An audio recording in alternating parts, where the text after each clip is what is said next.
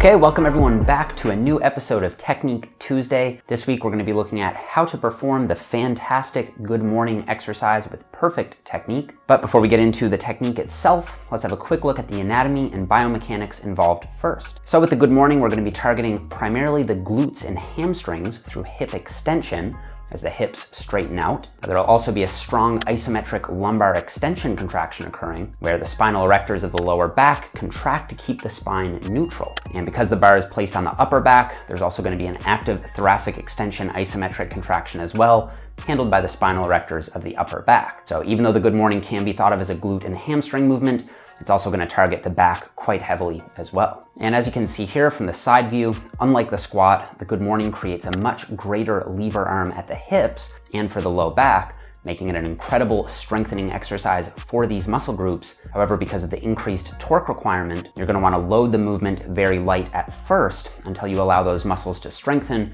and as you get comfortable with using a full range of motion. I actually think the good morning is one of the most underrated exercises out there because of just how unique it is. Now, the basic movement pattern is going to target and develop the hamstrings and glutes, similar to how a Romanian deadlift would. However, since the bar is being held up on your back, it's going to have much more strength carry over to the raw squat. Now, generally, I recommend loading the good morning with more moderate weight in the 6 to 12 rep range, as loading too heavily is usually just going to turn the movement into a squat morning, allowing the knees to bend too much and taking the hamstrings out of the movement. Also, when you're still new to the movement, you're going to want to load much lighter than you would on a squat. And even as you get more advanced, generally you won't be using loads over 40 to 50% of your squat max. And as usual, it's much more important to nail down the technique before you start worrying about loading more heavily. So the initial setup for the good morning is exactly the same as a low bar back squat. You want to set up the bar in the rack at about armpit height and grip the bar slightly wider than shoulder width. Going too close might cause you to feel shoulder pain or tightness,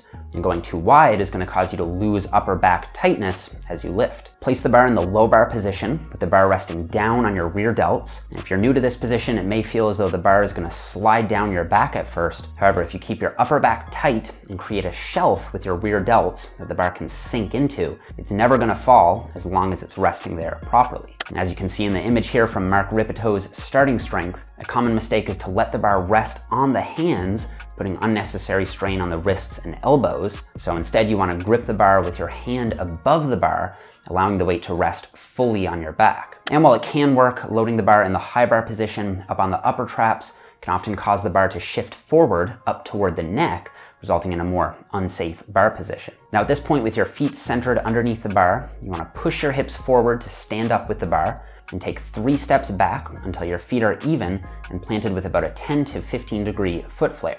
You should use a stance that feels comfortable to you, but just make sure that your feet are at least wider than shoulder width. And at this point, you should be applying even pressure across your entire foot. Your weight shouldn't be shifted too far forward onto your toes or too far back onto your heels. And you want even balanced contact with the ground. And just like the squat, your head should be slightly extended with your eyes gazing straight ahead. Your elbows should be pointing slightly back, not directly under the bar, which can lead to wrist and elbow pain. So now that the lift is set up, we're going to begin with the bracing, lowering, and lifting phases. So to brace, you want to take a huge breath deep down into your gut, actively pushing your air out against your belt, if you have one, while intentionally bracing the spinal erectors of your lower back by thinking about maintaining that natural lordotic curvature of the lower back. You also want to make sure you're keeping your upper back extended by thinking about driving your back up into the bar before you descend. Initiate the eccentric by pushing your hips straight back while keeping your shins as close to vertical as possible. Unlike in a high bar squat where you want to break at the knees and the hips at the same time,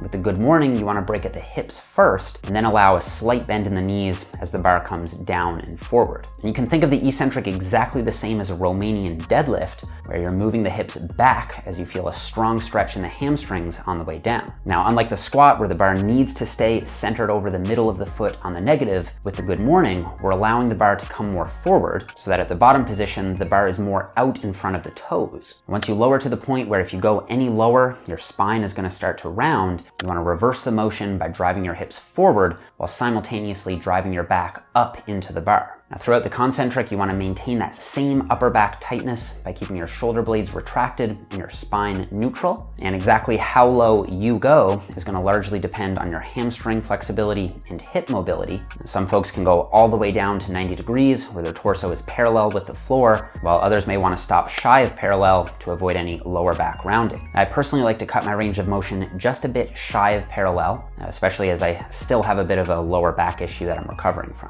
Now, I would say the most common error that I see in the good morning is allowing the knees to bend too much, turning the movement into more of a squat type movement. And while some degree of knee bend is fine, and you don't want your knees to be fully locked out, if you bend the knees too much, you're going to seriously reduce the contribution from the hamstrings on the lift. And you want to remember that the squat isn't a great hamstrings exercise, but the good morning is, as long as you keep a more straight leg. Another really common error is lack of upper body tightness. So if you find the bar sliding down or up on your back as you lift, you're probably not really mashing the barbell into that upper back shelf that's created by your rear delts. And another thing many people struggle with is getting comfortable with the proper good morning depth. And one solution as you learn the lift and get comfortable with the range of motion is to set the barbell up on the safety pins in the squat rack, get into position, and then begin the movement with the positive, allowing the pins to set a sort of safety cap on your range of motion. Okay, so guys, that is all that I have for the good morning. I would say it is one of my favorite exercises for the glutes, hamstrings, and for squat assistance.